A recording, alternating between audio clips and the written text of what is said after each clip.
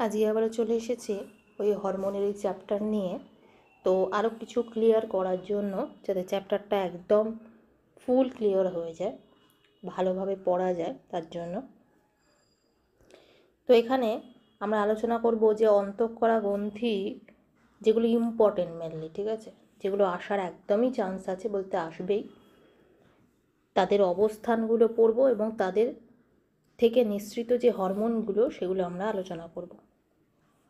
প্রথমেই পিটুইটারি গ্রন্থি বা পিটুইটারি গ্ল্যান্ড মস্তিষ্কের মূল দেশে স্ফেনয়েড অস্থি সেরাটারসিকা প্রকোষ্ঠে অবস্থিত। এর থেকে কিন্তু কোয়েশ্চেন আসে।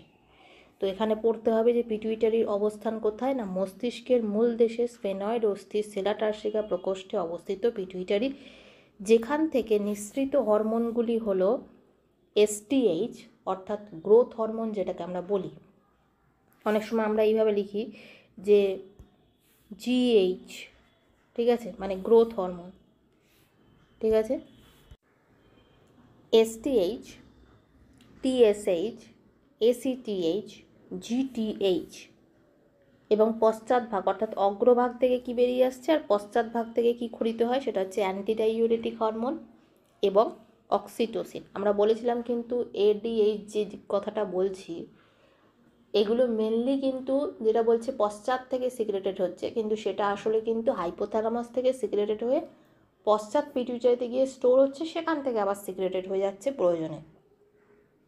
কাজগুলো কিন্তু যখন দরকার তখনই হবে সিক্রেশনটা, তার বাইরে না, ঠিক আছে। এবং মনে রাখতে হবে যে যে যখনই ক্রিয়া হবে, ক্রিয়ার পর কিন্তু ধ্বংসপ্রাপ্ত হবে এবং তার রেশটা কিন্তু অনেকক্ষণ ধরে হরমোনের থেকে যায়। হরমোন কাজ করবে কিন্তু ইনস্ট্যান্ট, তার ইনস্ট্যান্ট ফলও পাবে, কিন্তু তার রিয়াকশান অনেকক্ষণ ধরে থাকবে, কিন্তু সে নিজে ধ্বংস হয়ে যাবে এবং উৎসেচকের ক্ষেত্রে কিন্তু সম্পূর্ণ আলাদা। নেক্সট হচ্ছে থাইরয়েড।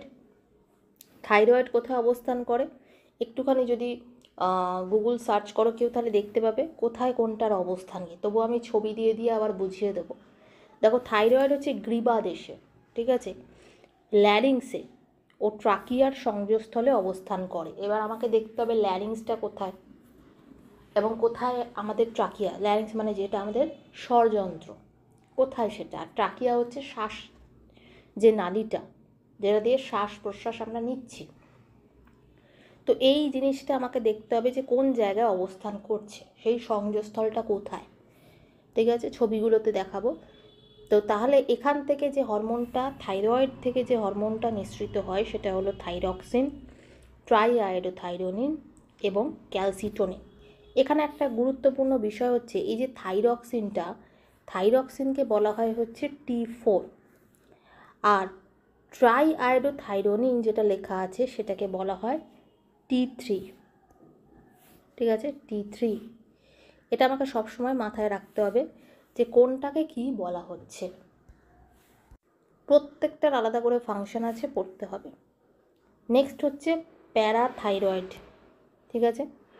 তো প্যারাথাইরয়েডের ক্ষেত্রে কি দেখছি, প্যারাথাইরয়েডটার অবস্থান হচ্ছে থাইরয়েডের পৃষ্ঠদেশে। তাহলে থাইরয়েড যেখানটায় থাকবে, প্যারাথাইরয়েড ঠিক তার পিছন দিকে থাকবে।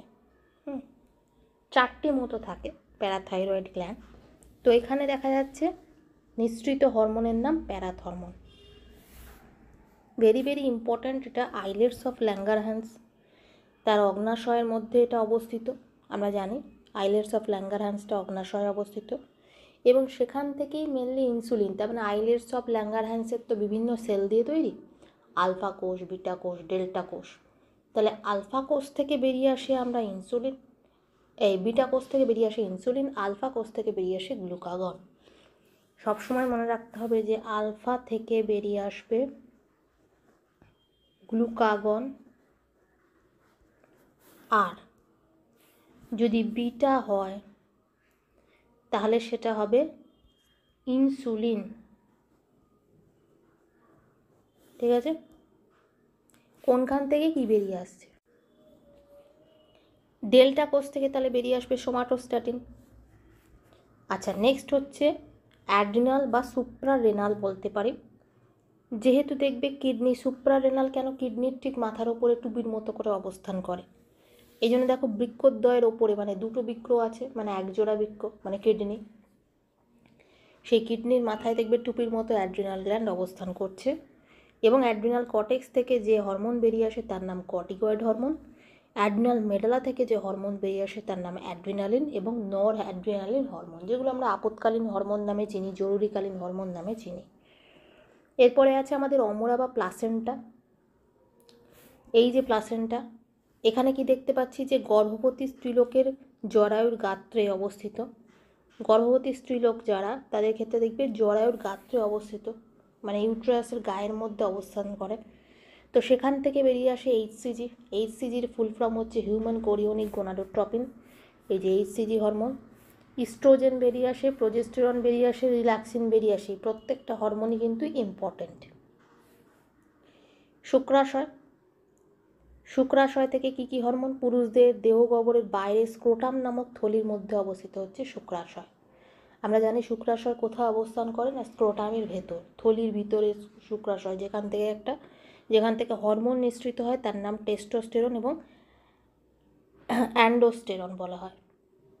পুরুষের যে গৌণ যৌন লক্ষণ বা বৃদ্ধি সমস্ত কিছু ঘটাবে কিন্তু এই হরমোনগুলো। ডিম্বাশয়ের ক্ষেত্রে কি হবে? ডিম্বাশয়ের হরমোন তাহলে কি? এই হচ্ছে ডিম্বাশয়। ডিম্বাশয়ের যে হরমোন সেটা হচ্ছে স্ত্রীলোকের শ্রোণী গহ্বরের জরায়ু, তাহলে কী হচ্ছে স্ত্রী দেহের শ্রোণী গহ্বরের জরায়ুর দুপাশে অবস্থান করছে, এবং এখান থেকে যে হরমোন বেরিয়ে আসছে তার নাম ইস্ট্রোজেন, প্রোজেস্টেরন এবং রিল্যাক্সিন হরমোন। তাহলে পুরুষ এই অমরার ক্ষেত্রে দেখো কী কী বেরিয়ে আসছে, একদম মিল কিন্তু এখানে আছে। আর ডিম্বাশয় থেকে কী কী বেরিয়ে আসছে সেই হরমোনগুলো আমাদের জেনে রাখা ভালো।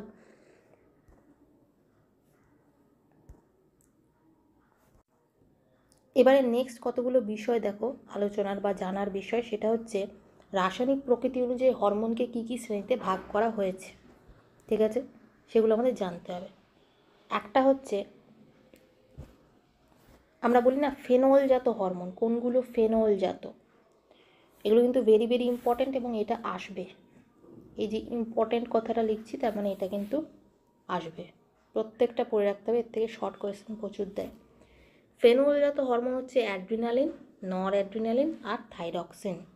খুব মনে রাখার জন্য আমাকে যে নল কথাটা ইউজ করো, তাহলেই মনে থাকবে।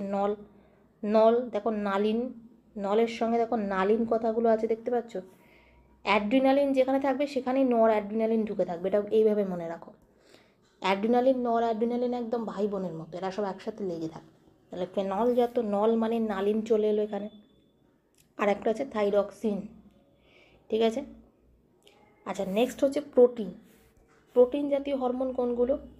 দেখবে আমাদের বাইরে থেকে দেখবে ইনসুলিন দেয়, ঠিক আছে, মানে যাদের ক্ষেত্রে ইনসুলিন হরমোনটা হচ্ছে ব্লাডের মধ্যে তৈরি, মানে হরমোনটা সিক্রেটেড হচ্ছে না, বা ব্লাডের মধ্যে ব্লাড সুগার লেভেলটাকে কন্ট্রোল দিতে পারছে না, তাদের ক্ষেত্রে ইনসুলিনকে ইনজেক্ট করতে, যাদের বলেন হাই সুগার হয়েছে, হাই ডায়াবেটিস মেলিটাসে ভুগছে, তার মানে দেহে সেভাবে ইনসুলিন প্রোডাকশান হচ্ছে না। অগ্নাশয়ের আইলেটস অফ ল্যাঙ্গারহ্যান্সের বিটা কোষ সেভাবে ইনসুলিন প্রোডাকশন করতে পারছে না, যার জন্য ইনসুলিনকে বাইরে থেকে ইনজেক্ট করতে হচ্ছে। যে ইনসুলিনটা বাইরে থেকে আমি ইনজেক্ট করছি সেই ইনসুলিনটা হলো একটা প্রোটিন জাতীয় হরমোন। তাহলে ইনসুলিন এখানে হলো। আর কি হবে? এসটিএইচ, মানে আমাদের গ্রোথ যখন হয় না, আমরা যখন বৃদ্ধিপ্রাপ্ত হই, সোমাটোট্রপিক হরমোন মানে কি? গ্রোথ হরমোন, মানে আমাদেরকে বৃদ্ধিপ্রাপ্ত করার জন্য এ দায়ী। তাহলে বৃদ্ধিপ্রাপ্ত করছে, বৃদ্ধির জন্য আমাদের কী খেতে হবে বলো তো? প্রোটিন। তাহলে এইভাবে তোমরা মনে রাখো যে সোমাটোট্রপিক হরমোনটাও এখানে প্রোটিন জাতীয়, বৃদ্ধির জন্য দরকার প্রোটিন, আর এসটিএইচটাও এখানে প্রোটিন জাতীয় হয়ে গেল। এই নেক্সট হচ্ছে human chorionic gonadotropin, HCG, gonad থেকে বেরিয়ে আসছে, ঠিক আছে। গোনাডকে বলা হয় জননাঙ্গ, প্রাইমারি গোনাড, সেকেন্ডারি গোনাড, এরকম সব থাকে। তো এরপরে আর একটা হচ্ছে সিক্রেটিনটাও মনে রাখতে হবে। এরপরে দেখো পেপটাইড জাতীয় হরমোন কিছু মনে রাখতে হবে, সেগুলো কি? এসিটিএইচ, মানে অ্যাড্রিনালের যে কর্টেক্স থেকে বেরিয়ে আসছে, অ্যাড্রিনালকে উদ্দীপিত করে অ্যাডিনোকর্টিকোট্রপিক হরমোন, যেটা আমাদের পিটুইটারি গ্ল্যান্ড থেকে বেরিয়ে আসছে, অ্যান্টেরিয়ার পিটুইটারি বা অগ্র পিটুইটারি থেকে। তো এই এই এসিটিএইচ হরমোন, বা যেটা আমাদের পশ্চাৎ পিটুইটারি থেকে বেরিয়ে আসে, এটা অ্যান্টি ডায়াবেটিক হরমোন বা অক্সিটোসিন। অ্যান্টি ডায়াবেটিক হরমোনকে আমরা বলে থাকি ভেসোপ্রেসিন। তাহলে ভেসোপ্রেসিনের বন্ধুকে যেখানে এডিএইচ বসবে সেখানে অক্সিটোসিনকে বসিয়ে দেবে, কারণ অক্সিটোসিন ভেসোপ্রেসিন এরা হচ্ছে আবার ভাই বোনের মতো। ঠিক আছে, এই জায়গায় পেপটাইড হরমোনের ক্ষেত্রে। ঠিক আছে, যখন আমরা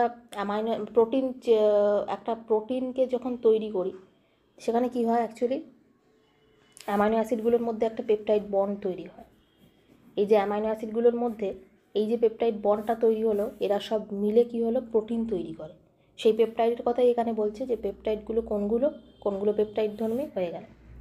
এবারে আসছি স্টেরয়েড ধর্মী। যত সেক্স জাতীয় পাবে সব স্টেরয়েডে ফেলে দেবে। যত সেক্স জাতীয় পাবে, যেমন ইস্ট্রোজেন, প্রোজেস্টেরন, অ্যান্ড্রোজেন, ঠিক আছে, এছাড়া অ্যাড্রিনাল কর্টিকয়েড, যেটা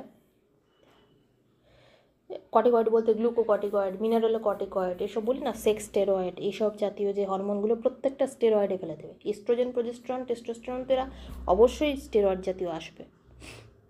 ঠিক আছে, কিছু কিছু এখানে মেনশন করা আছে, কিছু কিছু নেই, এগুলো কিন্তু মাথায় রাখতে হবে।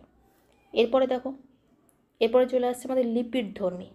এখন লিপিডের একটাই মনে রাখবে, সেটা হচ্ছে প্রোস্টাগ্ল্যান্ডিন। লিপিডের একটাই আছে, সেটা হচ্ছে প্রোস্টাগ্ল্যান্ডিন, PROS, প্রোস্টা, GLANDIN, প্রোস্টাগ্ল্যান্ডিন। তাহলে এই প্রোস্টাগ্ল্যান্ডিনটা হচ্ছে আমাদের লিপিড জাতীয়। এরপরে নেক্সট চলে এসো গ্লাইকোপ্রোটিন। দেখো গ্লাইকোপ্রোটিন জাতীয় কোনগুলো হতে পারে। গ্লাইকো মানেই চলে আসবে, দেখো গ্লাইকোজেনের কথা বলছে। গ্লাইকোপ্রোটিন মানে কি, যেখানে গ্লাইকোজেন যুক্ত আছে, মানে একটা গ্লুকোজের পার্টের কথাই বলছে। ধরো গ্লাইকোজেন প্লাস যেখানে প্রোটিন যুক্ত আছে তাকেই হচ্ছে গ্লাইকোপ্রোটিন, PROTEIN। ঠিক আছে, তাহলে গ্লাইকোজেন প্লাস প্রোটিন, সেটা হয়ে যাবে তোমার গ্লাইকোপ্রোটিন। এবার গ্লাইকোপ্রোটিন জাতীয় কোনগুলো হতে পারে, দেখো থাইরয়েড স্টিমুলেটিং হরমোন।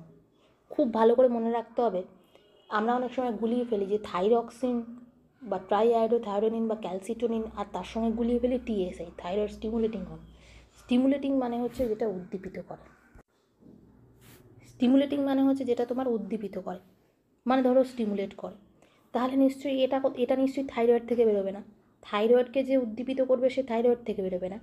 থাইরয়েডকে যে উদ্দীপিত করবে সে বেরিয়ে আসবে পিটুইটারি গ্ল্যান্ড থেকে। তার মানে পিটুইটারি গ্ল্যান্ডের অ্যান্টেরিয়ার পোর্শন থেকে বেরিয়ে আসছে, অগ্র পিটুইটারি থেকে বেরিয়ে আসছে TSH, যেটা হচ্ছে একটা গ্লাইকোপ্রোটিন জাতীয় হরমোন। এরপরে দেখো লিউটিনাইজিং হরমোন। আমরা পড়েছি লিউটিনাইজিং হরমোন, যেটা বেরিয়ে আসে কর্পাস লিউটিয়াম থেকে। এটা আবার আমাদের ওভারিতে গিয়ে বা আমাদের ফিমেলের যে রিপ্রোডাক্টিভ স্ট্রাকচার বা রিপ্রোডাক্টিভ সিস্টেম, সেটাতে গেলে আমরা বুঝতে পারবো। তাহলে এটা হচ্ছে লিউটিনাইজিং হরমোন, সেটাও কিন্তু একটা গ্লাইকোপ্রোটিন ধর্মী। এরপরে হয়ে যাচ্ছে আমাদের ফলিকল স্টিমুলেটিং হরমোন। ফলিকল মানে সেক্ষেত্রে কোনটা, এটা আমাদের বেরিয়ে আসবে নিশ্চয়ই গ্রাফিয়ান ফলিকলকে ম্যাচিওর করার জন্য এটা বেরিয়ে আসবে ফলিকল স্টিমুলেটিং। তাহলে ফলিকল থেকেই বেরিয়ে আসবে, মানে ডিম্বাশয়ের অংশ থেকেই বেরিয়ে আসবে। ঠিক আছে, এটা ডিম্বাশয় রিলেটেড হয়ে গেল। তার মানে এই যে এইগুলো হচ্ছে অ্যাকচুয়ালি গোনাডোট্রপিক হরমোন। তাহলে আমরা বলছি যে LH এবং FSH এগুলো পড়ে যায় কোথায় না, GTH এর মধ্যে, গোনাডোট্রপিক হরমোন। ঠিক আছে, গোনাডোট্রপিক হরমোনের মধ্যে পড়ে যাচ্ছে। এরপরে আমাদের কী আছে, ক্যাটেকোলামাইন জাতীয় হরমোন কোনগুলো, সেটা হচ্ছে যেখানে অ্যাড্রিনালিন বসবে সেখানে নর অ্যাড্রিনালিন, ভাই বোন পাশাপাশি বসে গেছে। আর ডোপামিনটা মনে রাখতে হবে। ঠিক আছে, নিউরো হরমোনও বলে থাকি আমরা এগুলোকে, নিউরো হরমোন। ঠিক আছে, তাহলে ক্যাটেকোলামাইন হরমোন হয়ে গেল আমাদের অ্যাড্রিনালিন, নর অ্যাড্রিনালিন, ডোপামাইন, এগুলো আমরা নিউরো হরমোন হিসেবেও ধরবো। হলো, ব্যাস এই কটা যদি ভালো করে পড়া যায় তাহলে এখান থেকে কিন্তু একদম ডেফিনেটলি আসবে। এবং হরমোন চ্যাপ্টারে কী কী প্রশ্ন আসতে পারে একদম আসবেই, সেগুলো নিয়ে আলোচনা করব। তার জন্য আমার চ্যানেলটাকে অবশ্যই সাবস্ক্রাইব করে রাখতে হবে, এবং পুরো বায়োলজি বিষয়টাকে, ঠিক আছে, ইজিভাবে পড়ার জন্য অবশ্যই চ্যানেলটাকে দেখতে থাকতে হবে। ঠিক আছে, আজকের মতো